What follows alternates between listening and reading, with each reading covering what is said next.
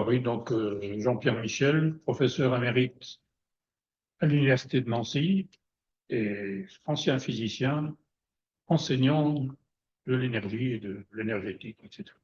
Et membre des Shifters de Nancy-Lorraine. Que ça ira. Donc, l'énergie, donc c'est Aristote qui a créé le terme, il y a un certain nombre d'années, évidemment. Et pour lui, l'énergie, c'était la force en action. C'est-à-dire, par exemple, soulever une masse, tirer une charge. Bon, ça correspond un peu au travail mécanique dont on parle aujourd'hui. Et puis pendant 20 siècles, on a laissé ce terme-là de côté, et puis ça a repris environ 2 siècles. Et il y a une définition qui me plaît assez, c'est l'énergie, c'est la vie et le mouvement. C'est-à-dire que s'il n'y a pas d'énergie, il n'y a pas de vie. Hein. L'énergie, c'est le carburant de la vie. Puis s'il y a de la vie, il peut y avoir du mouvement. De la même façon pour le minéral, hein, que ce soit l'eau, les volcans, ça ne bouge que s'il y a de l'énergie derrière. Le plan, ce sera l'histoire de l'énergie. Alors, j'étais très ambitieux, j'avais prévu 3 parties.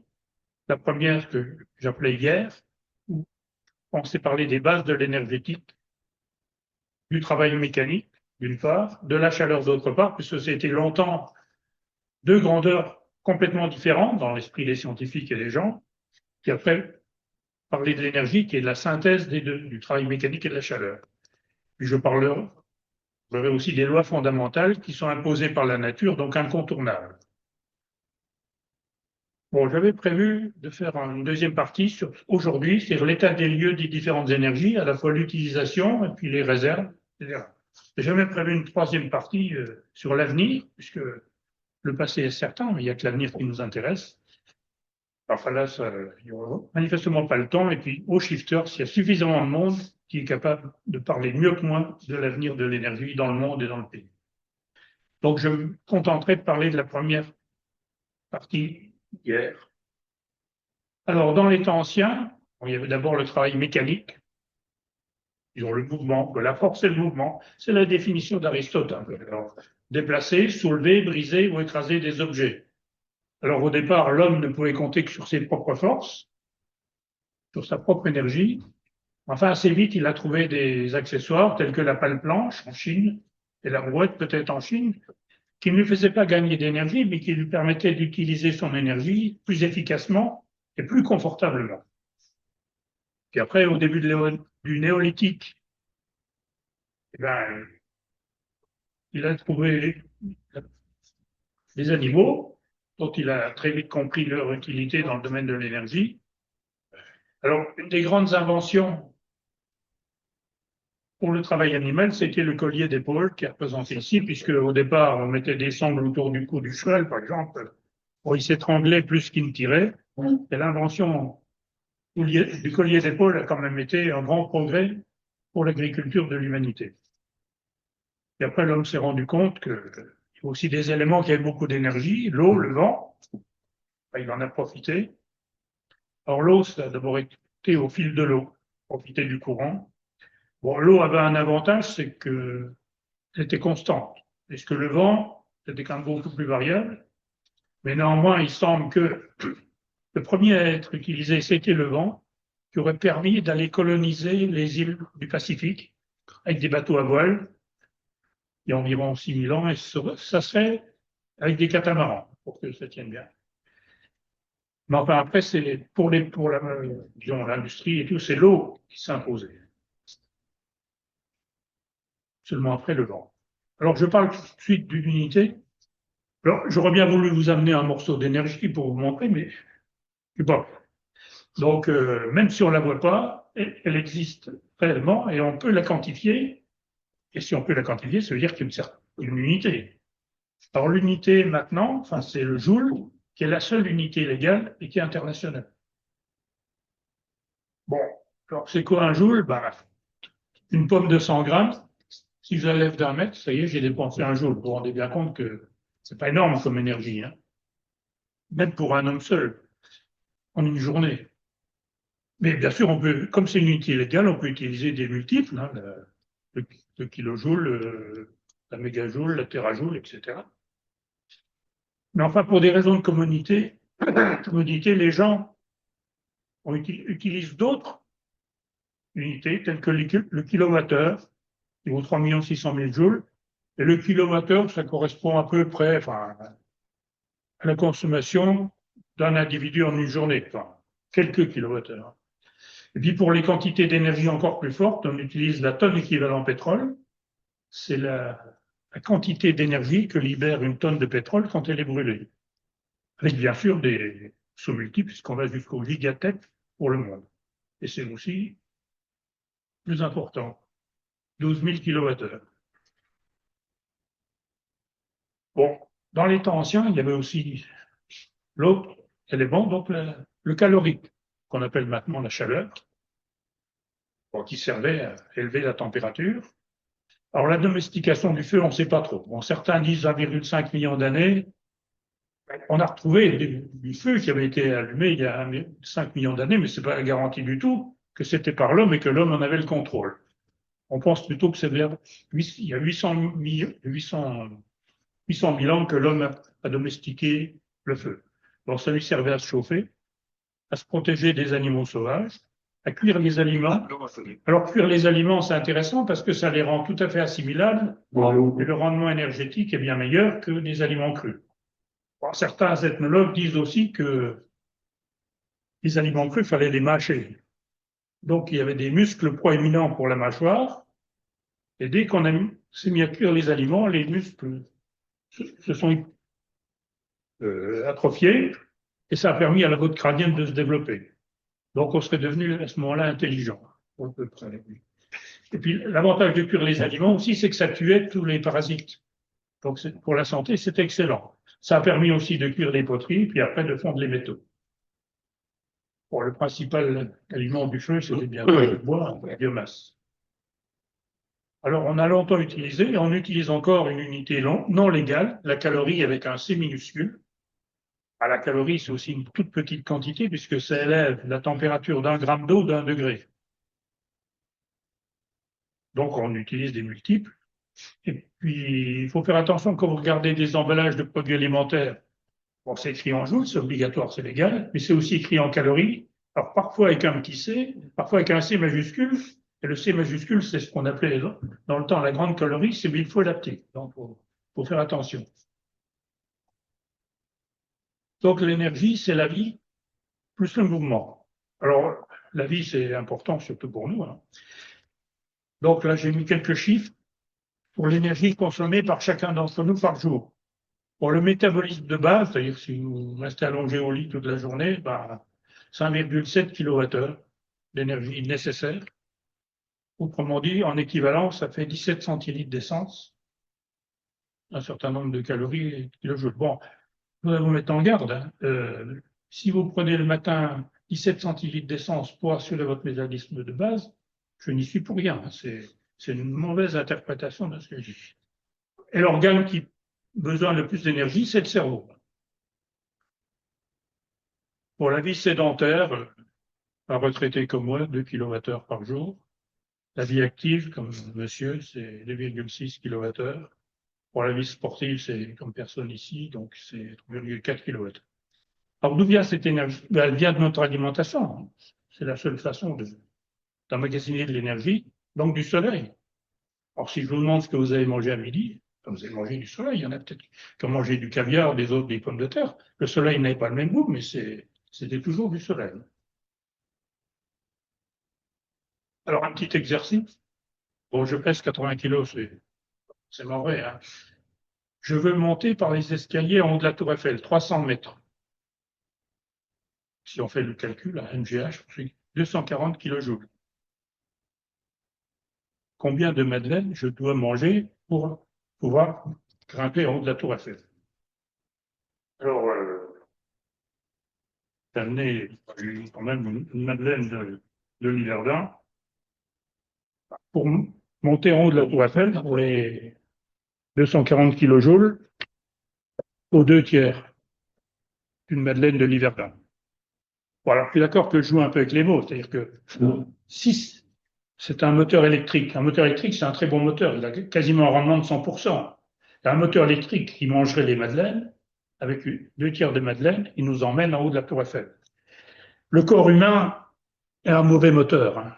Il a un rendement faible, on va dire 25%. Donc, si on veut monter en haut de la Tour Eiffel, il faut manger 3 madeleines. Enfin, moi, pour 3 madeleines, je ne monte pas en haut de la Tour Eiffel. Faut y compter, mais c'est comme ça. C'est la physique qui dit ça. Bon, alors, une question, est-ce qu'on peut créer de l'énergie mécanique à partir de rien? C'est une question que se posait l'humanité. Alors, j'ai répondu malheureusement non, parce que c'est vrai que si on pouvait créer de l'énergie mécanique à partir de rien, ça serait le paradis, si on veut. En fait, ce serait peut-être tout aussi l'enfer. Et pourquoi? Alors là, je vous ai mis un exemple. C'est un dessin d'un artiste, hein. Alors, il y a de l'eau ici, elle coule le long du canal, elle arrive ici, elle tombe sous forme d'une chute d'eau sur une roue à hop qui entraîne, par exemple, une génératrice électrique, puis on recommence, etc. Bon, ben ça ne marche pas. Même celui qui a fait le dessin, il savait que ça ne marchait pas. En particulier, on ne peut pas faire monter de l'eau spontanément du bas vers le haut. Alors Escher le savait d'autant plus que son père était ingénieur hydraulicien. Donc, c'est peut-être après avoir discuté avec son père qu'il a eu l'idée de faire le dessin. Bon, il y a d'autres exemples, hein, d'essais. Par exemple, ça. Ici, on a une roue qui tourne autour d'un axe. Les rayons sont courbes et dans chaque alvéole, il y a une bille en acier. Alors, ce qu'on pourrait dire, c'est qu'il y a plus de billes à droite qu'à gauche. Donc, la roue devrait tourner dans ce sens-là. Le problème, c'est que ce n'est pas seulement le nombre de billes qui compte, c'est la distance et la position par rapport à l'axe.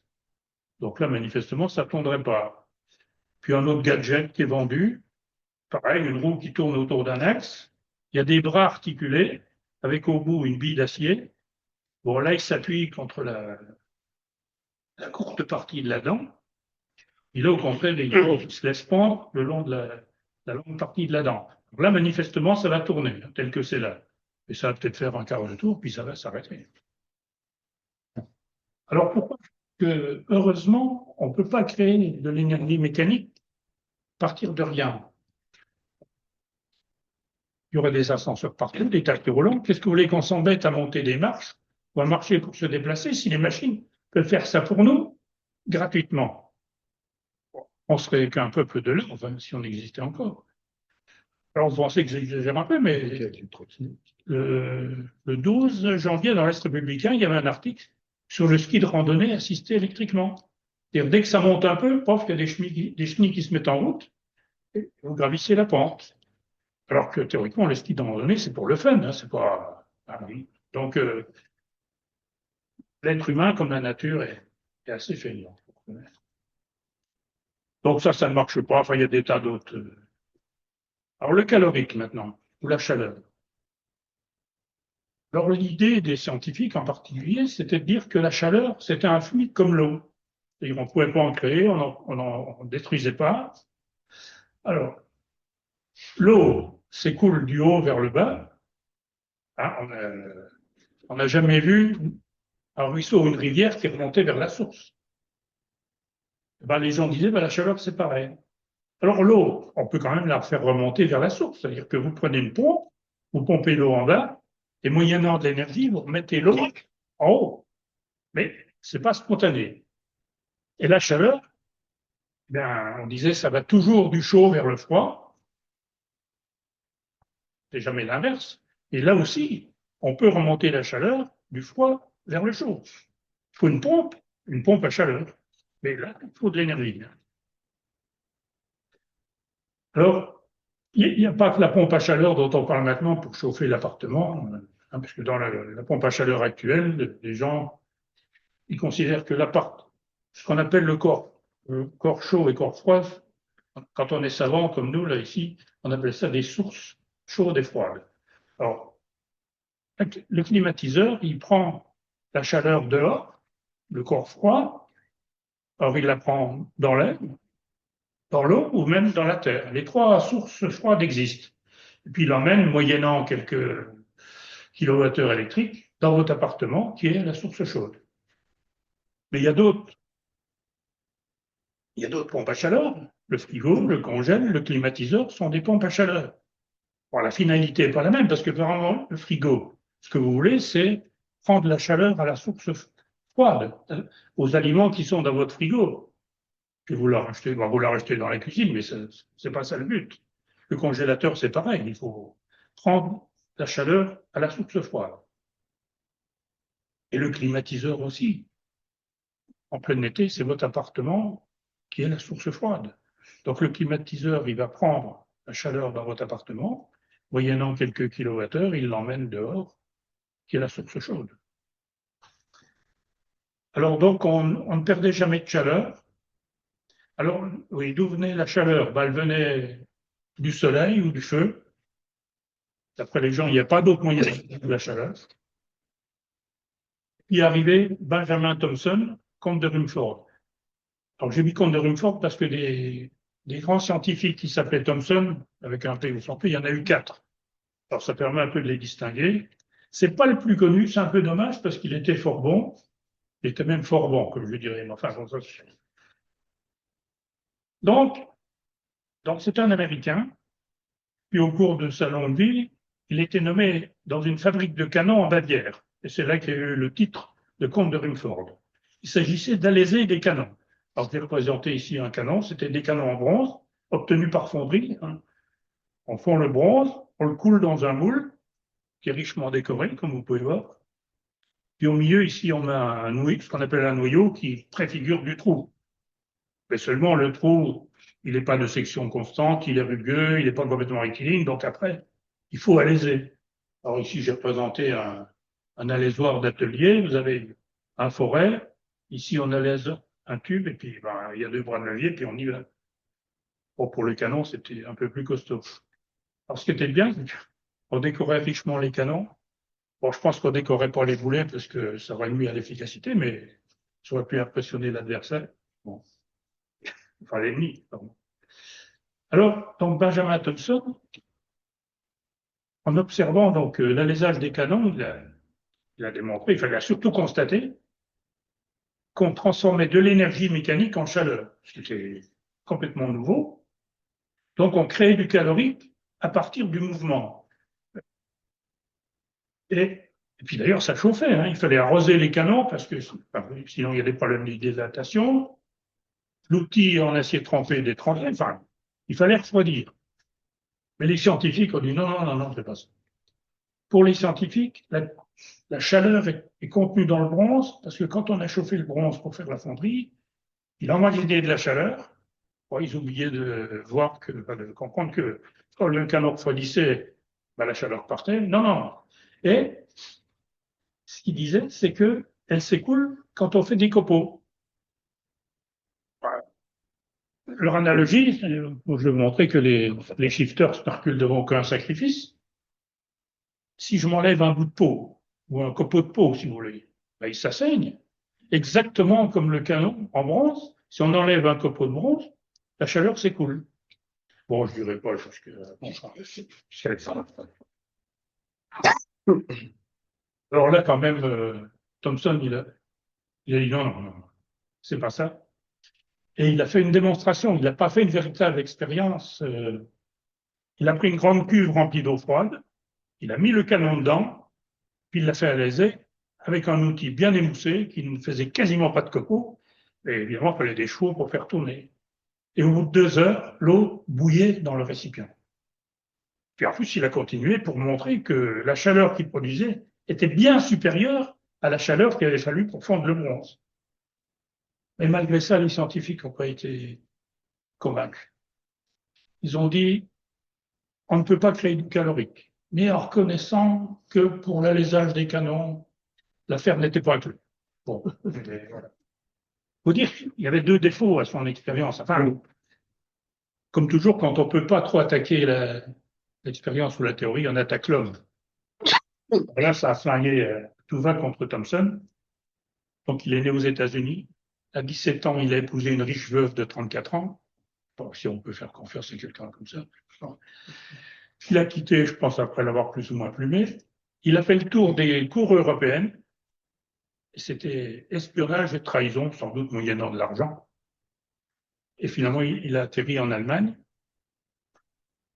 Et ensuite, voilà, il est venu en France. Il a épousé la veuve de Lavoisier, le grand chimiste guillotiné pendant la Révolution. Il a même fait un enfant à côté, mais enfin bon, ça c'est pas. Et alors c'est vraiment un type qui aurait pu dire comme Napoléon, quel roman que ma vie, parce que vraiment, il en a fait toutes sortes. Enfin, ça n'inspirait pas confiance, si vous voulez. Puis surtout, il n'a pas fait d'expérience quantitative, pas d'expérience pure. Il y avait toujours un peu de copeaux, de la poussière, puis il ne mesurait rien. C'était qualitatif.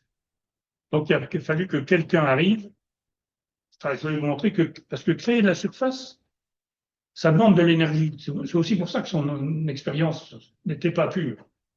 C'est-à-dire que, voilà, j'ai rien ajouté à la pomme, mais j'ai créé deux surfaces et ça m'a demandé de l'énergie. Donc, créer de la surface, casser quelque chose. D'ailleurs, vous n'avez qu'à demander au Dalton, là. Pour le Joey qui est plein d'énergie, il tape, il casse des cailloux, mais il crie Lucky Luke, Lucky Luke, évidemment, ça le stimule. Mais à vrai, lui, ben, à vrai, ça lui donne faim. Casser des cailloux, ça demande de l'énergie, il a toujours faim. Donc, on vient l'héritage théorique de Benjamin Thompson. D'après lui, on peut transformer du travail mécanique en chaleur. Et en particulier, il a dit, le principe de la conservation du calorique n'est qu'une vaste fumisterie. C'est-à-dire qu'on ne pouvait pas en rajouter. Alors ça, c'était pas forcément un langage diplomatique pour les scientifiques. Ils ont eu du mal à l'avaler. Et puis, il y a eu une phrase absolument prophétique, je trouve extraordinaire, parce que les gens disaient, mec, le mouvement, on voit ce que c'est. La chaleur aussi, mais ça n'a rien à voir. La chaleur, ça influe. Et là, il a dit, la chaleur, c'est du mouvement. Il n'a pas dit du mouvement de quoi. Personne n'a compris de quoi c'était. Mais maintenant, nous, qui savons que la matière, qu'elle soit solide, liquide, gazeuse, est constituée d'atomes ou de molécules, on sait que quand on chauffe la matière, on augmente la vitesse de mouvement des molécules, la vibration des molécules, des atomes, etc. C'est l'agitation thermique. Et la première théorie atomique de la matière n'est arrivée que 10 ans après, par John Dalton. Alors, je voudrais préciser tout de suite que ce Dalton-là n'a rien à voir avec les 4 Dalton qui sont dans le pénitencier. C'est une homonymie, c'est tout. Et lui, il a fait une preuve, enfin, il fallait une preuve scientifique. Elle a été apportée par Joule, qui a fait une expérience qui apparaît simpliste comme ça, mais qui était déterminante, qui a pris un récipient complètement isolé thermiquement, enfin, l'ancêtre de la bouteille thermos, si vous voulez, qu'il a rempli d'eau, il a mis un thermomètre pour pouvoir mesurer la température. Là, il avait un axe, un agitateur avec des pales. Bon, j'ai simplifié, normalement, il y a des pales fixes sur les bords, un grand nombre de pales mobiles, mais qui ne se touchaient pas. C'est juste pour tourner l'eau. Il a mis une bobine ici, il a enroulé un fil, une poulie de renvoi et un poids dont il mesurait l'altitude. Donc, il était capable de mesurer la descente du poids et l'élévation correspondante de température. Et s'est trouvé qu'il y avait vraiment une relation, qu'il y avait une équivalence entre les calories qui servaient à chauffer l'eau et les... Alors, ça ne s'appelait pas des joules encore. C'est seulement venu après, poids qui descendait.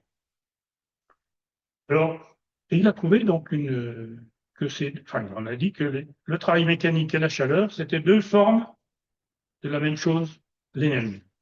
C'était deux choses qui apparemment n'avaient rien à voir, mais qui en fait étaient la même chose. Il a trouvé une relation d'équivalence. Une calorie, top rigueur 4 joules 18, mais il suffit que vous vous souveniez 4 joules. Hein. Moi, je suis comme Alphonse Allais, je méprise les richesses, surtout la petite monnaie. Bon, dans le domaine de l'énergie, on ne va pas négliger les richesses. On n'a pas les moyens, mais on peut négliger la petite monnaie des 4,18, les 18. Exactement comme un euro, ça fait un dollar US. Hein, vous allez à la banque, vous donnez un euro, on vous donne un dollar US. Vous y retournez le lendemain avec vos 2 dollars US, on vous redonne un euro. Bon, moyennant les frais, hein, bon. Parce que c'est deux monnaies fortes, équivalentes. C'est pas le cas de la calorie et des joules. Si vous allez à la banque de la nature avec 4 joules, on vous donne une calorie sans discuter. Vous revenez le lendemain avec une calorie, on vous dit, mais à quelle température est votre calorie? Enfin, bah, vous n'aurez jamais 4 joules. On vous donnera beaucoup moins. la calorie, comme on dit la chaleur, c'est une monnaie faible, alors que l'énergie mécanique, c'est une monnaie forte. Donc, le calorique n'est pas immortel, hein, puisque on a montré qu'on pouvait en créer, on a montré qu'on peut en détruire. Travail et chaleur sur de l'énergie, c'est ça qu'il faut retenir. Et leur unité légale, ben, elle est unique puisque c'est la même chose, c'est le joule. Alors, on a vu avec l'expérience de Thomson qu'on pouvait facilement transformer de l'énergie mécanique en chaleur. Hein. Il suffisait d'alléger le canon, ça ne posait pas de problème. Est-ce que l'inverse est aussi facile? Est-ce qu'on peut transformer de la chaleur en énergie mécanique, en travail mécanique? Alors la réponse est oui, mais c'est pas directement, c'est pas facile. Alors j'ai pris un exemple, un beau bateau de croisière qui navigue dans une mer chaude. On pourrait se dire, ben, il va pomper l'eau, il prend la chaleur de l'eau, il rejette de l'eau froide derrière. Avec cette chaleur, cette énergie, il fait tourner les moteurs du bateau. On dit pourquoi gêner au lieu de rejeter de l'eau froide, on va rajouter de la glace, on aura plus d'énergie. Ben, c'est bien, mais seulement ça ne marche pas. Et avec une seule source de chaleur, c'est-à-dire dans un milieu où tout est à la même température, on ne peut pas produire du travail mécanique. C'est un drame comme ça, mais c'est la nature qui impose ça, et c'est inévitable. D'ailleurs, l'Académie des sciences françaises refuse, depuis 2 siècles environ, tous les projets qui montrent qu'on peut faire du travail mécanique à partir d'une source de chaleur, qu'on peut faire du travail mécanique à partir de rien. C'est pas la peine de vous creuser la cervelle, ils ne disent même plus les projets. Ils ont raison. C'est vrai que si on pouvait directement transformer de la chaleur en travail mécanique, plutôt que de le brancher sur une prise de courant et de prendre l'énergie à une centrale nucléaire, que je sais pas où, j'aurais mis un appareil contre le mur, bon, j'aurais refroidi le mur, mais ça fait rien, on s'en fout. Avec l'énergie, j'aurais alimenté le projecteur. Ben non, ça, c'est pas possible. Bon, mais on peut quand même, un peu plus difficile, transformer de la chaleur en travail mécanique, mais il faut une machine à vapeur. La première qui a existé, c'est Léolipile de Héron d'Alexandrie, ça il y a 20 siècles. Alors il avait un récipient fermé dans lequel il mettait de l'eau, il allumait du feu en dessous, ça faisait de la vapeur passait dans les tuyaux, arrivait dans une boule qui pouvait tourner sans problème, elle sortait par des tubes coudés, et par réaction, ça faisait tourner la boule dans le sens là. Bon, ça n'a été pendant 20 siècles qu'une curiosité de laboratoire. Bah oui, c'est comme ça. Alors on peut faire pareil, moi, avec mon autocuiseur, ma cocotte minute, j'ai une soupape qui tourne dès qu'il y a assez de vapeur. Donc je refais l'expérience, 20 siècles après, de pile des ronds d'Alexandrie, mais ça me sert à rien. Quand je mets quelque chose dans la cocotte minute, c'est pas pour faire tourner la soupape. Alors en fait, la première machine à vapeur a été faite en 1750 par Newcomen, en Angleterre, puis après améliorée par James Watt, qui a donné son nom à Watt. Alors ça, c'est un autre principe. La vapeur venait dans un cylindre, poussait un piston, ce qui fait que l'éolipile de Héron d'Alexandrie, c'est pas vraiment l'ancêtre de la machine à vapeur, c'est l'ancêtre de la turbine moderne. Dans les centrales électriques qui marchent à la vapeur, on a une turbine qui tourne sans arrêt et qui est beaucoup plus proche de l'éolipile de Héron d'Alexandrie que de la machine à vapeur de Watt. Bon, donc on peut, à partir de chaleur, faire du travail mécanique. Mais malheureusement, le rendement est faible. Hein. Comme j'ai dit, la calorie, c'est une monnaie faible. On n'obtiendra jamais 4 joules. Alors, pour une calorie, on avait 0,2 calories, c'est-à-dire un rendement de 20%. Pas terrible. Et puis, il y avait la chaleur foutait le camp. La grande partie de la chaleur partait dans la nature. Les techniciens ont essayé d'améliorer la machine à vapeur. Ça n'apportait pas grand-chose. Puis là, ils se sont rendus compte qu'il y avait un problème qui les dépassait. C'était pas possible. Donc, ils ont fait appel aux scientifiques et aux ingénieurs. Et là, il y a Sadi Carnot qui est arrivé. Bon, c'était le fils de Lazare Carnot, l'organisateur de la victoire durant la Révolution française. Ça a été long, il n'a pas connu son neveu qui est né après sa mort, de Sadi Carnot, qui était président de la République, assassiné, et qui a donné son nom à la place Carnot à Nancy. Et il a publié, après réflexion, à 27 ans, quand même, un livre à compte d'auteur, ce qui prouve que ça intéressait du monde, des réflexions sur la puissance motrice du feu, 600 exemplaires, dont un grand nombre n'ont pas été vendus. Là, vraiment, il a bien réfléchi sur le fonctionnement de la machine à vapeur, et il a énoncé ce qu'on peut appeler la deuxième loi de la thermodynamique. Oui, on peut faire du travail mécanique à partir de la chaleur, puisque c'est deux formes d'énergie, mais le travail a une forme noble et la chaleur une forme dégradée. Et il a dit aussi, il faut absolument que pour la machine à vapeur fonctionne, il y ait deux sources de chaleur, une chaude et une froide. Ah, c'est pourquoi le bateau dans la mer chaude, il n'y a qu'une source qu'on peut appeler chaude, et puis c'est tout, il n'avancera jamais en prenant la chaleur. Alors il a dit que le rendement d'une machine à vapeur est d'autant plus grand que la température de la source chaude est élevée et que la température de la source froide est basse. Bon, je laisse de côté la formule, j'ai promis qu'il n'y aura pas de formule. Et si on voulait qu'il y ait 100% de rendement pour une locomotive, ou je sais pas quoi, la température de la source chaude, il faudrait qu'elle soit infinie. Pour l'infini, c'est un peu difficile à atteindre, puis ça coûte très cher. Donc on se contente du foyer d'une locomotive, par exemple. Et la température de source froide, il faudrait descendre au zéro absolu, moins 213, mais là aussi, c'est inatteignable, et ça coûte très cher. Bon, la température de la source froide, on se contente de la température de l'extérieur, de la température ambiante, ce qui donne des rendements pas terribles. Et le génie de Carnot, c'est que sa théorie, finalement, on s'est rendu compte qu'elle était valable pour toutes les machines thermiques. Alors, ça a commencé par la machine à vapeur, c'est la seule qu'il connaissait. Et après, il y a eu le moteur à explosion, que vous utilisez en voiture, le réacteur, la turbine, le moteur à combustion externe, il n'y en a plus beaucoup, et je vous demande encore un autre exemple de machine thermique qui transforme de la chaleur en énergie mécanique. Puis la chaleur perdue, on n'y peut rien. C'est pourquoi on l'appelle la chaleur fatale. Vous ne pouvez pas l'empêcher de partir. Puis si vous l'empêchez, le moteur ou la machine ne tourne pas. Donc il faut au contraire l'évacuer. Alors si vous voulez savoir ce que c'est que la chaleur fatale, vous avez un arrêt de bus. Bon, le bus s'arrête, mais il n'arrête pas le moteur. Les moteurs sont à l'arrière dans les bus. Alors vous mettez derrière le bus, contre le moteur, vous allez prendre de ces bouffées de chaleur fatales dans la figure. Là, vous allez comprendre ce que c'est que la chaleur fatale. Oui, alors, là, j'ai oublié une machine thermique. Mais il y en a peut-être d'entre vous qui l'ont sur eux. Bon, pas Yvette ni Huguette, non, mais le Paul, je ne sais pas, je me méfie.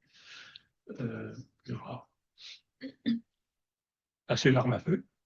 Une arme à feu, vous transformez de la chaleur en énergie mécanique d'une balle.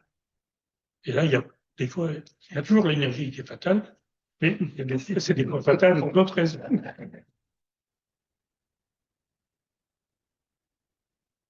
Alors, donc, j'ai chamblé ça un peu sur le dessin, là où on a une centrale qui peut être au gaz, nucléaire ou au fioul. Ah mince, c'est pas ça. Donc, elle fait de la vapeur qui passe dans une turbine qui après entraîne un alternateur. Bon, le rendement d'un alternateur, c'est très bon, je dirais 90%. Pas de problème. Ce qui est mauvais, c'est le rendement de la turbine, même si c'est mieux qu'une machine à vapeur à piston. Turbine qui a été inventée quand même il y a un certain temps par personne.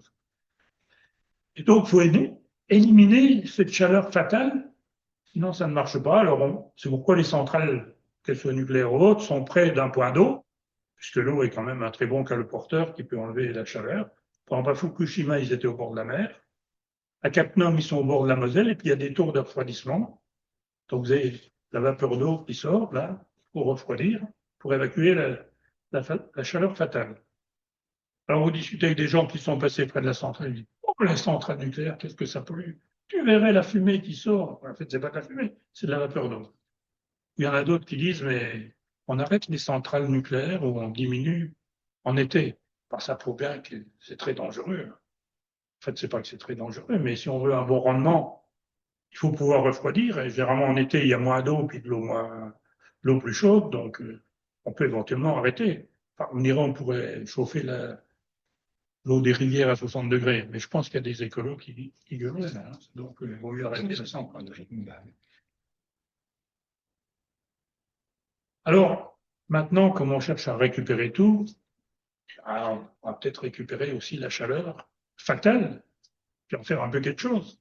Alors, ce qu'on appelle chaleur fatale, c'est une chaleur, attendez, j'ai pris, non, j'ai oublié le son, dont le but n'est pas de chauffer. Par exemple, si vous branchez un radiateur, la chaleur qui sort de votre radiateur, c'est pas une chaleur fatale, vous voulez le chauffer. La chaleur fatale, c'est un sous-produit, pas des machines thermiques. Alors, la chaleur, elle est d'autant plus intéressante qu'elle est à haute température. C'est là qu'elle vaut le plus cher. Une chaleur à basse température, ça vaut quasi rien. Alors, c'est pour ça qu'on cherche à récupérer donc la chaleur fatale, mais quand même au moins supérieure à 40 degrés, sinon ça vaut pas le coup. Alors, si vous avez affaire à une grosse machine thermique fixe, ça c'est facile de récupérer la chaleur à une centrale nucléaire, une centrale thermique, et vous pouvez récupérer la chaleur pour faire du chauffage urbain, enfin un usage à basse température. Vous pouvez plus en faire de l'énergie mécanique avec, mais du chauffage, chauffer des piscines, sécher du bois, par exemple, sécher des produits. J'ai même vu que dans le sud de la France, près d'une centrale, ils profitent de l'eau chaude pour élever des crocodiles. Par contre, si vous avez une petite machine thermique, votre voiture, ou plus si c'est une mobilette ou un scooter, une mobilette, c'est refroidissement par air. Comment vous voulez récupérer la chaleur fatale de la mobilette? Bon, pour votre voiture, vous pouvez l'utiliser pour chauffer l'habitacle. C'est qu'en hiver, au lieu que la chaleur parte vers l'extérieur par l'intermédiaire du radiateur, elle passe dans votre habitacle. C'est pourquoi, si vous mettez le chauffage en hiver, vous ne consommez pas plus d'énergie. Vous utilisez au mieux la chaleur fatale. La prochaine fois que vous mettrez le chauffage dans votre voiture, au lieu de dire aux passagers, je mets le chauffage, dites non, j'enclenche la cogénération. Ça pose tout de suite. Sans doute, c'est mieux. Donc, on mettra de briller un peu. Alors, un petit mot sur les formes d'énergie. On ne verra pas spécialement aujourd'hui. Bon, il faut bien distinguer les énergies primaires, c'est-à-dire des énergies qu'on trouve dans la nature, les vecteurs énergétiques qu'on ne trouve pas dans la nature. Alors, les énergies primaires, la principale, c'est le soleil, le rayonnement, qui peut être direct, on peut se chauffer au soleil, ou indirect. Alors, indirect, par exemple, c'est l'hydraulique. L'hydraulique, c'est de l'eau qui est évaporée par le soleil et puis qui, après un certain cycle, alimente des turbines hydroélectriques. Bon, l'éolien, c'est aussi du soleil emmagasiné. Alors, l'éolien, c'est du soleil qui est emmagasiné assez peu de temps. Ça suit le climat.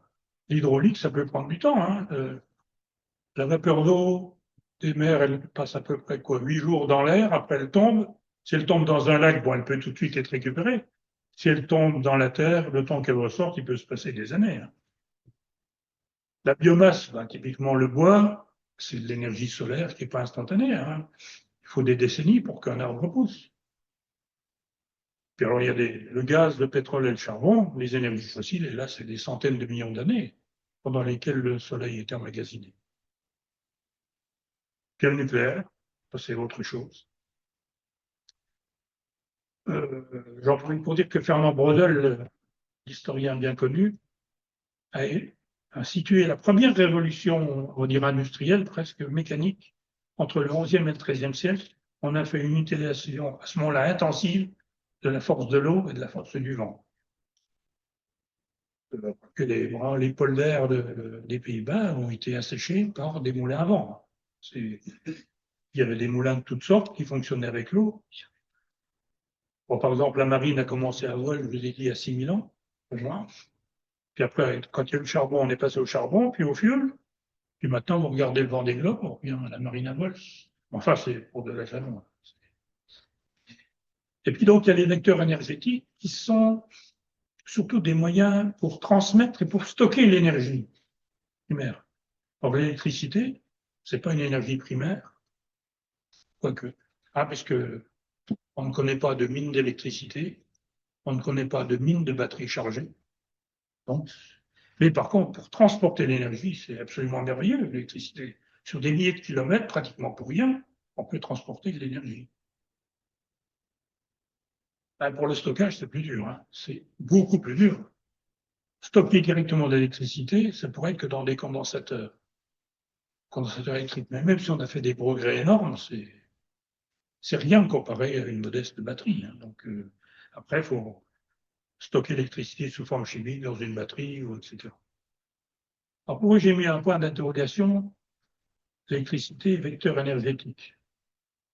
Ah, parce que l'électricité peut être quand même de l'énergie primaire, la foudre. Seulement, on ne sait jamais quand elle va tomber, ni où elle va tomber. Donc, si vous attendez la foudre pour faire tourner le lave-vaisselle, ça Si on sait pas, on la partenaire. Oui, d'accord, mais enfin, tu peux attendre un moment avant que la foudre tombe. Quand même. Ça risque d'être Et puis, il y a aussi bon, l'hydrogène, où c'est pour le transport patron, mais ça permet de stocker de l'énergie. Pour l'élasticité, là, j'en parle pas, c'est anecdotique. Vous étiez dans les mines de charbon, on fonctionnait à l'air comprimé. Donc voilà, donc ce qu'il faut retenir, c'est que quand même, enfin, je me répète, à mon âge, on radote comme assez souvent, à différence du travail mécanique et de la chaleur qu'on peut créer ou détruire, on ne peut pas créer l'énergie, on ne peut pas la détruire, on peut juste la transformer en la faisant passer d'une forme à une autre. C'est une loi contre laquelle on ne peut rien. D'ailleurs, je vais montrer un petit tableau qui montre ça, qui fait une synthèse de toutes les formes d'énergie. Ici, on a le soleil ou la lumière, enfin, c'est surtout le soleil, mais c'est aussi la lumière. Ici, on a le nucléaire. Ici, on a la chaleur, l'électricité, la chimie et le mouvement mécanique. On va laisser tout ça. Alors, par exemple, on peut, à partir du soleil, créer de la chaleur. Ça, c'est bien connu. Hein, mais réciproquement, à partir d'une flamme, de l'énergie, de la chaleur, on peut créer du rayonnement. C'était le cas des lampes à incandescence qu'on utilise maintenant. On chauffait un filament de tungstène à 2000 degrés et il nous éclairait. Le nucléaire, c'est bien, on peut, d'ailleurs la seule utilisation, chauffer à partir du nucléaire. Mais la réciproque n'est pas vraie. On peut pas faire du nucléaire à partir de chaleur ou d'autre chose. Donc la flèche est seulement dans un sens. Par exemple, là, ici j'ai donc du rayonnement. Si par l'intermédiaire de cellules photovoltaïques, je peux créer de l'électricité, enfin tout le monde sait ça maintenant, et à l'aide de l'électricité, je peux faire tourner des moteurs.